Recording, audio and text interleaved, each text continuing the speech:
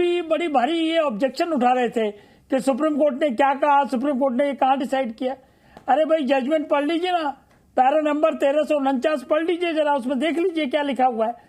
Supreme court ने ASI सर्वे की report को हूबहू स्वीकार किया है। अब वो बहस का विषय नहीं है। एक तरफ आप संविधान को की दुहाई देते हो और सुप्रीम कोर्ट के फैसले पे सवाल उठाने का अधिकार अब आपको कहां से आ जाएगा।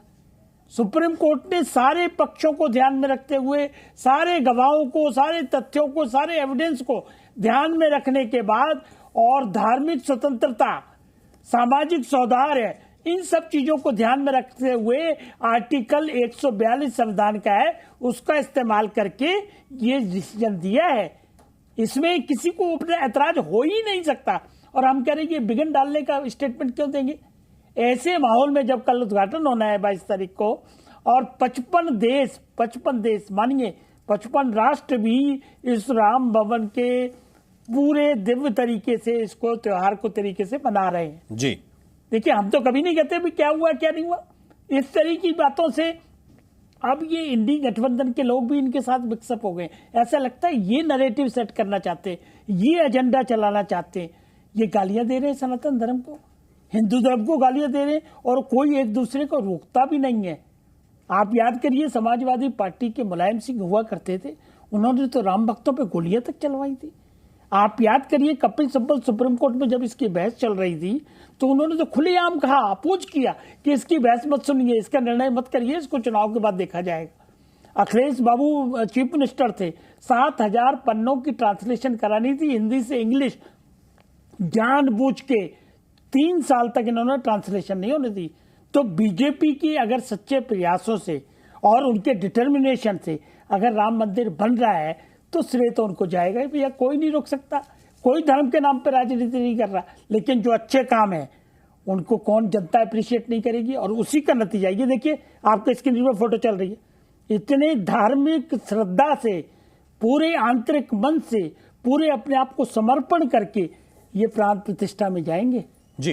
तो ये एक सौभाग्य का विषय है कि इतना अच्छा प्राइम मिनिस्टर हमको मिला हुआ है। ये क्रिटिसाइज का नहीं है, ये जश्न मनाने का, भव्य समारोह को उत्साहवर्धक तरीके से मनाने का। आप भी हमारे भाई हो, हम आपके भाई हैं। अगर इस तरह की बातें करोगे तो उसमें समाज में दुर्भावना फैलाना चाहते हो। ये मैं दानिश कुरैशी के पास जाऊंगा, लेकिन प्रियंका भारती को पहले एक बार इन करा लूं। आपकी आरजेडी की जो है सहयोगी हैं प्रियंका भारती जी, स्वागत आपका एक बार फिर। और मुझे जरा बताइए कि किस तरह से ये 22 तारीख को आरजेडी के लोग सेलिब्रेट करने वाले हैं। दिया जी, आपका टॉपिक ही बड़ा विचित्र सा था, मुझे समझ नहीं आया। मुझे बस इतना कहना है कि जिनको बाबरी में इंटरेस्ट है, जिनको जानना है क्या हुआ नहीं हुआ, वो सीधे सीधे जाकर लिबरहन कमीशन की रिपोर्ट पढ़ सकते हैं, जिसको सुप्रीम कोर्ट ने भी कोर्ट किया है कि वो इस रिपोर्ट को अफर्म करते हैं कि पूरे प्री प्लान साजिश के तहत में उसको ढाया गया था। रही सेलिब्रेशन की बात, तो हम सेलिब्रेट कैसे करेंगे? जो लोग प्राण प्रतिष्ठा में जा रहे हैं वो जब राम मंदिर में जाएंगे तो वो कुछ प्रार्थना करेंगे, उनके मन में तो अवश्य कुछ कामनाएं होंगी। वो प्रार्थना क्या करेंगे कि जिनको रोटी रोजगार नहीं है रोजगार मिल जाए, कल के लिए उनको भोजन की चिंता ना करना पड़े, उनको ये ना सोचना पड़े कि गैस खरीद पाएंगे कि नहीं पाएंगे। तो ये उनकी चिंताएं हैं, और ये उन्हीं की चिंता नहीं है, राम की भी चिंता होगी कि मेरे जो सभी जन हैं, जो मेरे बच्चे हैं। इसमें आरजेडी के लोग अपनी चिंता भगवान के सामने व्यक्त नहीं करेंगे? आप लोग प्रार्थना भी नहीं करेंगे, या ये भी मोदी जी पे छोड़ देंगे, प्रार्थना भी वही करें? हमारी प्रार्थना इतनी है कि जितने भी जन हैं, जो राम के बच्चे हैं, सबके पेट तक निवाला पहुंचे। और दूसरी बात, जो लोग राम का नाम ले रहे हैं पर मन में रावण पाले हुए हैं, आपको पता होगा शर्मा जी कि कल परसों की ही रिपोर्ट है, राम रहीम जी को फिर से पैरोल दे दिया गया है। और ये लगातार पैरोल पे पैरोल मिलने का क्या वजह हो सकता है, मुझे नहीं समझ में आ रहा। रावणों को खुला छोड़ना, ये कौन सा राम चाहेंगे? राम कभी चाहेंगे कि रावण खुले में घूमे? अच्छा, लालू प्रसाद यादव जी को क्या मिला हुआ है? कितना लंबा जमानत मिला हुआ है? जिस पार्टी के लोग, कितना लंबा जमानत मिला हुआ है लालू जी को?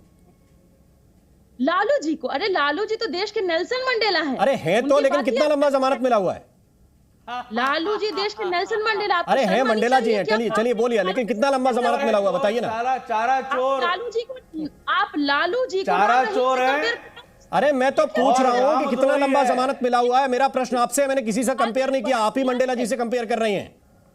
तो आप कंपेयर कर रहे हैं राम रहीम मैं कर रहा हूं लालू प्रसाद यादव जी के बारे में सवाल। आपने कंपेयर किया मंडेला जी से। मैंने कहा कि आपकी बात मान लेता हूं, मुझे बताइए कितनी लंबी जमानत मिली है? आपको राम रहीम के छूटने से कोई आपत्ति नहीं है? अरे आप उनके नाम के पीछे जी लगा रहे हैं। हम राम रहीम को राम रहीम ही बोलते हैं। राम रहीम जी आपके लिए है, आप राम रहीम को जी बोल रहे हैं और हमको बता रहे हैं कि कौन किसके लिए है। मैंने पूछा लालू प्रसाद यादव को कितने दिन का जमानत मिला है? आपकी जातीय कुंठा है क्या लालू जी से? और प्रियंका भारती, मेरा प्रश्न का जवाब उत्तर हो सकता है, और प्रश्न का जवाब का उत्तर यह है कि लालू जी को कितनी लंबी जमानत मिली है और किसने दी है? प्रश्न का जवाब, राम रहीम को जमानत देने वाला राम मोहन शर्मा नहीं है, वो अदालत है। राम रहीम को पैरोल देने वाला अदालत है, तो अदालत लालू प्रसाद यादव को देने वाला अदालत है, और अदालत पे आपका प्रश्न है तो उठाइए। अच्छा, आप आंसर पहले ले लीजिए मुझसे। हाँ बताइए, कितने दिन की जमानत मिली है लालू यादव को? अब दूसरा सवाल दागिए। नहीं प्रियंका भारती बताइए, मेरा पहला प्रश्न का उत्तर दीजिए, कितने दिन की जमानत मिली है? नहीं शर्मा जी, जब प्रियंका भारती कितने दिन की जमानत मिली है? अदालत पे सवाल उठाएं तो जवाब दें। तो क्या कोर्ट ये भी करे कि बीजेपी के लोग जा करके राम रहीम के सामने माथा टेके? कोर्ट ये थोड़ी अरे भाई, बोल वो रही है। बीजेपी से सवाल है, मैं आपसे सवाल पूछ रहा हूं। आपके समय का उत्तर मैं बीजेपी से दूं? सवाल कर रही हूं मैं थोड़ी बीजेपी हूं। क्यों दे रहे हैं? बीजेपी का प्रवक्ता मैंने सवाल से पूछा कि लालू पूछिए, यादव को बीजेपी कितने का दिन की जमानत मिली है। आपको ये नहीं पता कि आपके नेता को जमानत कितने दिन की? आप प्रवक्ता किसने बना दिया आपको? आपके नेता को कितने दिन की जमानत मिली है? आपको प्रवक्ता बनाया किसने भाई? आपको यही नहीं पता है? लालू जी से जातीय कुंठा है शर्मा। अरे इसमें जातीय कुंठा क्या है भाई? जमानत पूछ रहा हूं, लालू प्रसाद यादव को कितने दिन की मिली है?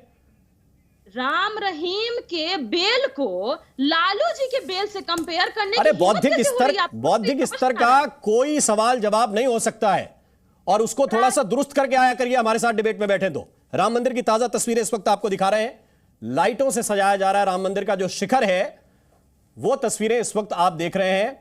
राम मंदिर के शिखर को लाइटों से सजाया गया है। ये देखिए जरा तस्वीरें, एकदम नई तस्वीरें। अभी अभी शाम को 5:30 बजे का समय हो रहा है, और शाम को 5:30 बजे ये तस्वीरें जो आप देख रहे हैं, थोड़ा सा जब सूरज ढला है तब ये लाइटें विशेष रूप से नजर आ रही हैं। और उस दिन का नजारा किस तरह का होगा, ये तस्वीरें बेहतर इस वक्त बयां कर रही हैं। ये तस्वीरें जरा देखिए, राम मंदिर का ये शिखर है, और शिखर अभी हालांकि और ऊंचा बनेगा और भव्य बनेगा, लेकिन अभी जो पहली मंजिल जो राम मंदिर की है, तो ये तस्वीर हम आपको दिखा रहे हैं। अब मैं वापस लौट के आता हूं के शर्मा जी, आपके पास बहुत सारे सवाल पूछे गए। राम रहीम को बेल क्यों मिल जाती है, और रोजगार की चिंता होनी चाहिए, रोटी की चिंता होनी चाहिए, भगवान राम से ये सब मांगना चाहिए। क्या क्या करेंगे इसके बाद आप लोग? आज रोजी रोटी की जो बातें कर रहे हैं, आप देखिए अयोध्या में कितना विकास हो रहा है। आज वहाँ जो है 30,000 करोड़ रुपए के प्रोजेक्ट, 172 प्रोजेक्ट चल रहे हैं। 30,000 करोड़ रुपए के वहाँ इन्वेस्टमेंट, सबसे बड़ा वहाँ पर हवाई जो अड्डा बना है, वहाँ पर इतना सुंदर जो है रेलवे स्टेशन बना है, वहाँ पर इतना सुंदर बस स्टॉप बने हैं, वहाँ के जलाशयों का जो है पुनरुद्धार हुआ है, वहाँ पर पर्यटन के भी, तीर्थ स्थल के भी तमाम जो है कार्य जो है वहाँ हुए। ये सब क्या बिना रोजगार के हुए हैं राम जी? इसमें यहाँ पर इतने मजदूर काम किए, इन सबकी रोजगारी मिली, और आने वाले समय में भी आसपास के क्षेत्रों का जिस ढंग से विकास हुआ है, वहाँ पर लोगों के जो है व्यवसाय बढ़े हैं। आप लोगों ने स्वयं रिपोर्टिंग किया है कि जिनकी लोगों की दुकानदारों की बिक्री कितनी बढ़ गई है वहाँ पर, और किस ढंग से वहाँ रोज 30 से 35 हज़ार लोग, और आने वाले समय में 1.5 से 2 लाख लोग प्रतिदिन आएंगे। तो क्या वहाँ से रोजगार नहीं निकलेगा? ये सारे नहीं होंगे, लेकिन इनको उसका विषय नहीं है। इनको तो मुस्लिम तुष्टीकरण करना है ना। मुस्लिम तुष्टीकरण के लिए ये किसी भी स्तर तक जा सकते हैं। इन्हीं के नेताओं ने जो है रामचरितमानस पर इतने बड़े बड़े प्रश्न उठा दिए, इतना अपमानित करने का काम किया, भगवान राम को अपमानित करने का काम किया। इन्होंने ही आडवाणी जी को गिरफ्तार किया उस समय, इसी लालू प्रसाद यादव ने। और अभी आपने जब पूछा कि कितने साल की सजा, मतलब आपको जानकर आश्चर्य होगा कि एक राजनीतिक पार्टी का राष्ट्रीय अध्यक्ष, उसे इतनी सजा है कि वो किसी पंचायत का भी चुनाव, संवैधानिक उसका चुनाव नहीं लड़ सकता 6 साल तक के लिए, किसमें भ्रष्टाचार के आरोप पर। वो लालू प्रसाद यादव की पार्टी की प्रवक्ता इस तरह से प्रश्न उठा रही है, तो यह आश्चर्य की ही बात है। लेकिन मैं पुनः कहना चाहता हूं कि आज वहां पर अयोध्या नगरी जो है, अयोध्या जी जो है, यदि वहां पर लोगों के आस्था का जो केंद्र भगवान श्री राम लला की प्राण प्रतिष्ठा हो रही है, 150 करोड़ भारतीयों की आस्था का केंद्र वो स्थल है, तो वहां से तमाम चीजों का, रोजगारों का सृजन भी जो है लोग वहां देख रहे हैं। और आने वाले समय में देख रहे हैं कि उत्तर प्रदेश जो है किस ढंग से जो है पर्यटन के क्षेत्र में, टूरिज्म के क्षेत्र में किस ढंग से आगे बढ़ रहा है। आस्था भी है और रोजगार भी है, सब कुछ वहां साथ चल रहा है। लेकिन अब बाकी विषय ये कहिए कि इनको तकलीफ घमंडिया गठबंधन को इसलिए है क्योंकि इनको लग रहा है कि जो एजेंडा इनका था कि सनातन को समूल नाश करने का, आज आप उसी तमिलनाडु में माननीय प्रधानमंत्री नरेंद्र मोदी जी को देख रहे हैं। और ये भी देख रहे हैं कि जिस समय वो सड़कों से गुजर रहे हैं तो वहां की लाखों की संख्या में जो है तमिलनाडु की जनता जो है उनका अभिवादन कर रही है, उन पे फूल बरसा रही है। सांप तो इससे लौट रहा है इन लोगों के मन पे। ठीक है। और ये भी देखकर कि वो बाकायदा वहां के ऐतिहासिक, पौराणिक, धार्मिक, हमारी जो सांस्कृतिक राष्ट्रवाद है, आज अभी थोड़ी देर पहले जो कार्यक्रम चल रहा था राम मोहन जी, वो देखने लायक कार्यक्रम है। रामायण का पाठ 8 भाषाओं में, शुरुआत हुआ है असम से, असमिया भाषा से शुरुआत हो रहा है, फिर पंजाबी भाषा से लेके 8 भाषाओं में, वो भी तमिलनाडु के अंदर आयोजन हो रहा है। और इतनी बड़ी दर्शक देख रही है उसको वहां पर। तो किस ढंग से एक सांस्कृतिक रूप से भारत बंधा हुआ है, एकता बंधाई हुई है, इसको देखकर इन लोगों के घमंडिया गठबंधनों के जो दिल में सांप लौट रहा है, जिनका एजेंडा रहा है कि क्षेत्र के आधार पे, भाषा के आधार पे इस भारत को बांटो और अपना वोट बैंक सीधा करो। माननीय प्रधानमंत्री जी ने सबको एक सूत्र, मैं दानिश कुरैशी साहब के पास चलना चाहता हूं। सूत्र पर जी न्यूज़।